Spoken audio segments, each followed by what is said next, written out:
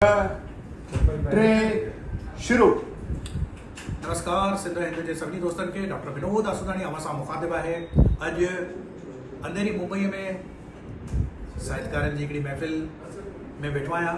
सभु ऐं ॾिसो पिया, सभु सुञातल चेहरा, सभु नामायरा चेहरा। त बस गज़ल हाज़िर है। लिखी ज़िंदगी पो मिटाए थी केॾो, लिखी ज़िंदगी पो मिटाए थी केॾो, घड़ी हर घड़ी ईअं सताए थी केॾो। लिखी ज़िंदगी पो मिटाए थी केॾो, शोभा जी, घड़ी हर घड़ी ईअं सताए थी केॾो।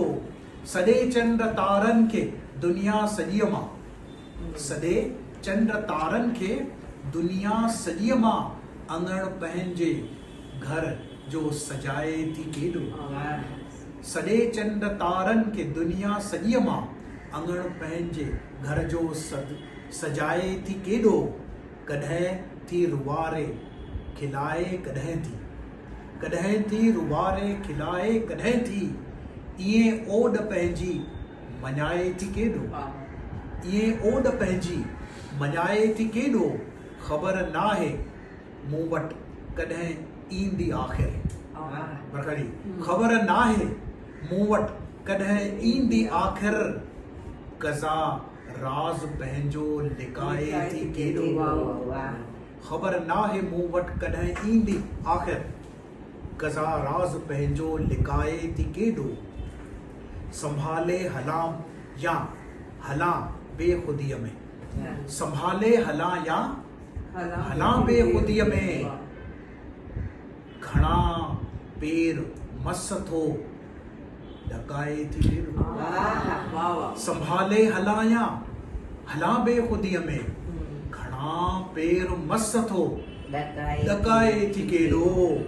ॾिनी ॾिनी माउ लोली सां विसरी वई आ, ॾिनी ॾिनी माउ लोली सां विसरी वई आ।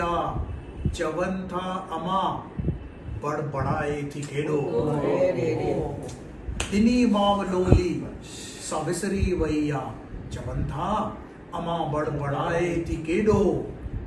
असां गीत चाहियूं ॿुधाइण ज़िंदगी जो, असां गीत चाहियूं ॿुधाइण ज़िंदगीअ जो, असां गीत चाहियूं ॿुधाइण ज़िंदगीअ जो।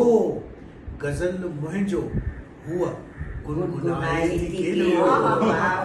असां गीत चाहियूं ॿुधाइण ज़िंदगीअ जो, गज़ल मुंहिंजो हूअ गुनगुनाए थी केॾो। लिखी ज़िंदगी पो मिटाए थी केॾो, घड़ी हर घड़ी ईअं सताए थी केॾो, ईअं सताए थी केॾो।